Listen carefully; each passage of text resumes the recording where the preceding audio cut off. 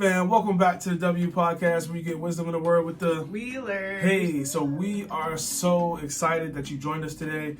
We have a good question. It's actually a follow-up from a question we did a few weeks ago. We're talking about how you find your Boaz, but you need Naomi to do that. So we're going to talk a little bit more about that. So before you do that, please subscribe if you haven't already. You watch these videos every week. Why not make it official with us? Subscribe to our podcast, like this video. All of that helps us out. All right, so what is the question for today? So today's question is from one of our favorite followers. The question is, where are all the Naomis at in the book of Ruth, and how does a single Christian woman who's looking for guidance to find or be found by a Christian man find her Naomi? Yeah, this is a real question. And we don't know if we got the best answer, but because we know who asked this and we love you, we're going to do our best. And also, I'm sure there's other people out there who watch that episode and be like, I don't got no Naomi, like, help me. Like, thanks, Tim Pauling, you gave me another problem. Yeah. So I only really have two things that can potentially help you. And the first thing is, if you're in an environment like a church or some other environment where there's older women you look up to, you maybe want to find ways how you can serve them. And not even serve them just to be manipulative, but just serve them. So, you know that they need a babysitter sometimes so they can go on a date night with their husband. Offer yourself. Now, you may need to kind of know them before you do that. But if this is somebody you know, like you talk to them every week, whatever, like, you guys have cordial conversation, like that's something you can offer. But how you can serve, if you find out that they like something like Starbucks or something like that, just bringing them a Starbucks card, doing something to make yourself valuable to them. Because the truth is, people are busy. Yeah. And people are not necessarily just looking around like, I need a roof. Who can I pour into? Yeah, like who can I pour into? No, people are willing to pour into you. Yeah. But you gotta kind of make yourself available and put yourself in situations to be around them. Yeah. For them to even notice you in that way. So that's just the honest truth that I would say with that. The second thing I'll say is, again, I talk about this all the time, I feel like now, but prayer. Prayer works, and you can ask the Lord, please open my eyes, Lord. Yeah. What women are in my life right now that you've placed me next to that I can use as a resource to help me grow, not even with just this area, but any area of my life. Yeah. And then, Lord, please give me favor with them so that they will want to help me. Yeah. That is an honest thing that you can do. Now, you may already be doing this, so that may not be helpful, but those are the two things I would say first, and I may have something else on the next lab. Yeah, no, it's really good, and some of the things that I was thinking about with this question as well, like when you're talking about making yourself available and people being busy, like that's really true. Most women are willing, and just people in general are willing to pour in, but if we're being honest, mentorship can be like manipulative sometimes for people, especially in our church, like pastors and stuff like that. So like anybody who is, I don't want to even say wise, I want to say emotionally intelligent, they're not going to impede on your life and say, hey, you look like you need some mentors, like, because that's kind of like, well, I don't, why you're trying to control me and tell me what to do, and that's not how it works. Like mentorship, it has to be something that you seek out and you give somebody authority and give them permission. The same way that we choose to submit to Christ. Christ does not like lord himself over us without his permission. Like we are all born, we all have breath, and then one day we decide, I want to follow Jesus. And God doesn't force himself on you, and that's not biblical love or biblical leadership. Is for someone to force themselves on you. That's more of like the Pharaoh way of leading versus the Moses way of leading. So you want to bring people to where they want to be versus forcing them to go where you're telling them to go. And it's the same thing with marriage. Like you submit. I choose to submit to Tim. I've chosen him willingly, to be my husband. He didn't force me, into our marriage. So the same thing goes with a healthy mentor or like in your life, or a healthy, Naomi situation. And even in the book of Ruth, Naomi pushed Ruth away. She told her, go back to, your father's home, my my son that you were married to is dead. I can't do anything for you. She was in a place of like lamenting and grieving herself, but then Ruth was like, no, I want to follow you. She chose to stay with her. No, you done just said something so good, girl. Yeah. You just said something so good. All right, so I don't want you to miss what Pauline just said, because a lot of times when you are seeking a mentor, there is going to be rejection along the way. Yeah, and that's one of my notes. Fine. My bad. No, go ahead. But just here's two things. Just because that person said no doesn't mean you should stop searching for other mentors.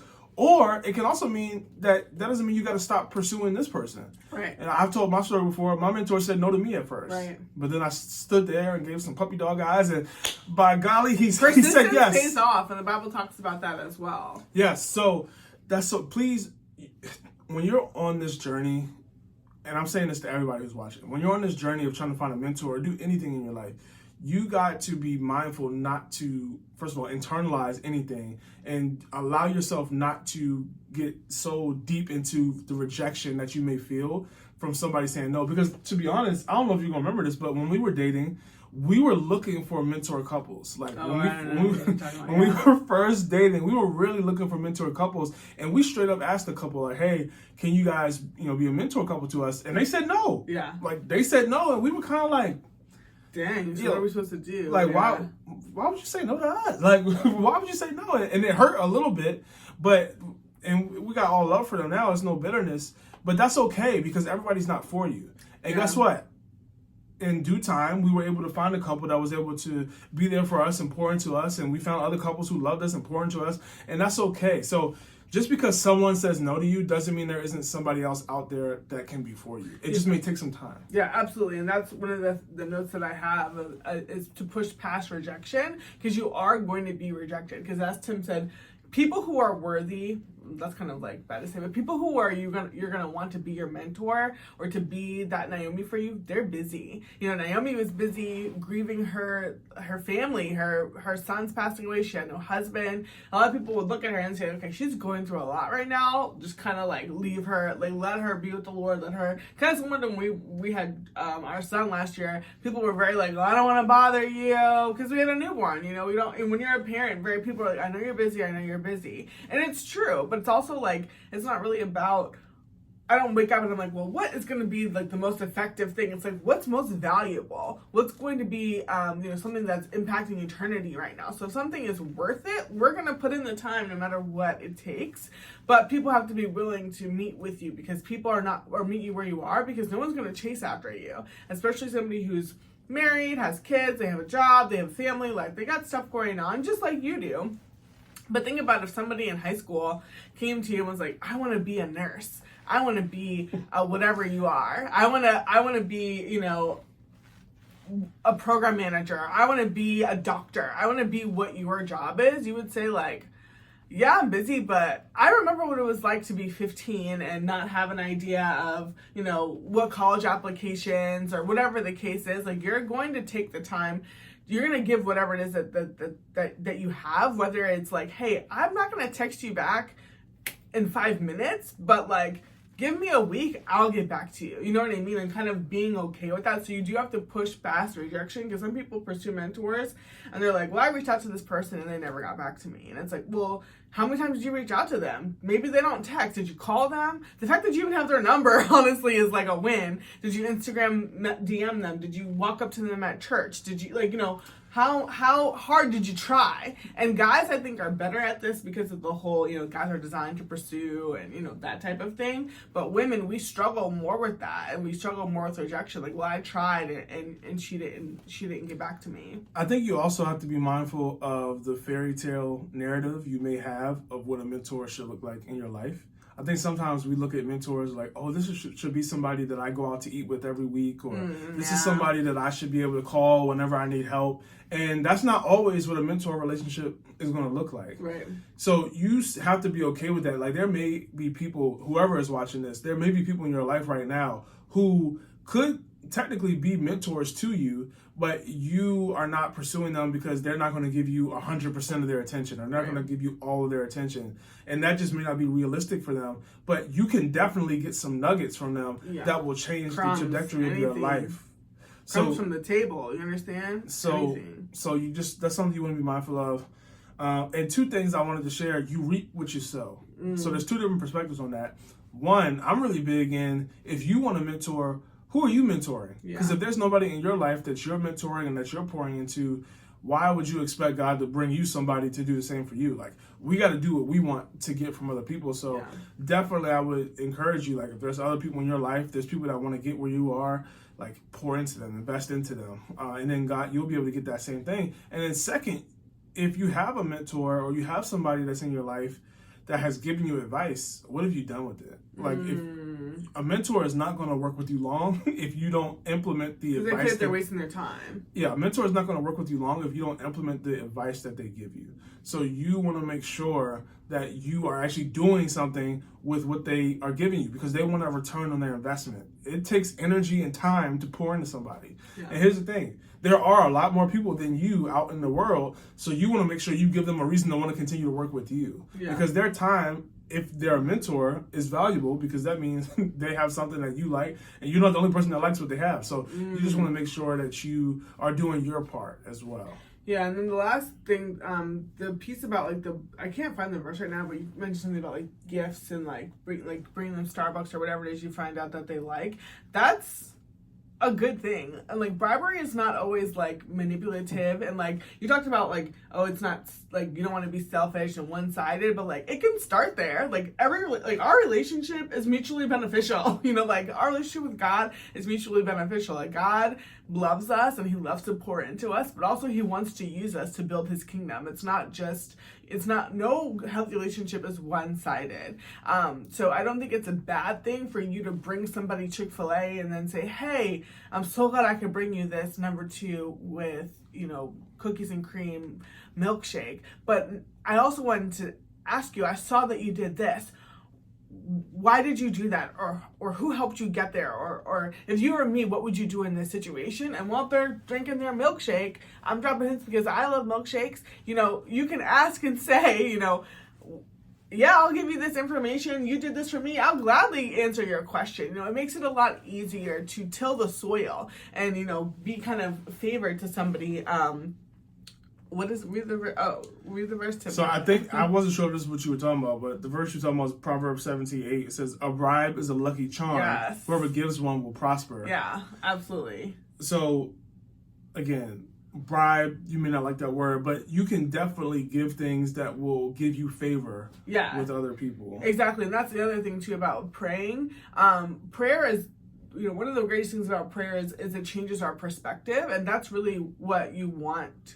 What you're going for is because, of course, you know, God can give you favor with other people, but also you want God to change how you view mentorship and how you view the people in your life. Because the truth, if everything, either the whole Bible is true or none of it's true. And if the Bible says that I have everything that I need, if I don't have a mentor right now and I'm stuck and I need help, I have a mentor in my life. Am I using them? Am I leveraging them?